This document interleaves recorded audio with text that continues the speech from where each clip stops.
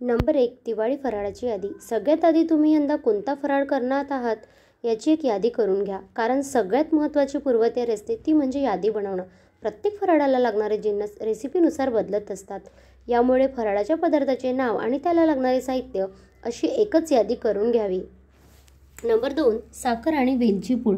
फराळाला चव आणणारा आणि खमंग सुवास देणारा पदार्थ म्हणजे साखर आणि वेलची. त्यामुळे जास्तीची साखर आणि पिठी साखर घेऊन ठेवा. यासोबतच वेलदोडे हलकेच गरम करून मिक्सरमध्ये बारीक वाटून घ्यावे. नंबर 3, सुकं खोबरं. बऱ्याच फराळाच्या पदार्थांमध्ये सुकं खोबरं वापरलं जातं. सुकं खोबरं किसून ते छान भाजून घ्या. यानंतर हवाबंद डब्यात भाजलेलं सुकं खोबरं भरून ठेवून द्या. त्यामुळे ते जास्त काळ टिकतं. त्यामुळे तुम्हाला हवं तेव्हा सुकं खोबरं वापरता येते. नंबर 4, डाळी भाजून घ्या. फराळाचे वेगवेगळे पदार्थ तयार करण्यासाठी अनेक प्रकारचे पीठ लागतात. ही पीठ तयार करून घ्यावी म्हणजे आयत्या वेळी फराळ करताना गडबड गोंधळ उडत नाही.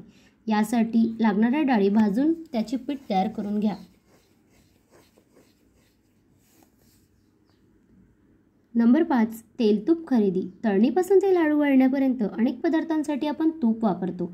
त्यामुळे तुपाच्या जास्तीच्या पिशव्या आणून ठेवा किंवा घरचे तूप वापरत असाल तर तूप आधीच काढून बरणीत भरून ठेवावे. यासोबत तेल देखील वापरले जाते, यासाठी जास्तीचे तेल आणून ठेवावे. नंबर 6, चकलीची भाजणी. चकलीची भाजणी बनवून घट्ट झाकणाच्या डब्यात भरून ठेवावी.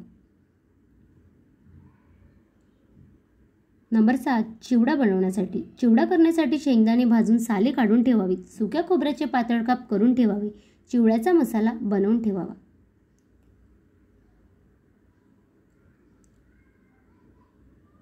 Number 8, dry fruit. काजू बदामाचे पातळ काप करून ठेवावे. लाडू बनवण्यासाठी थोडे कुटून ठेवावेत.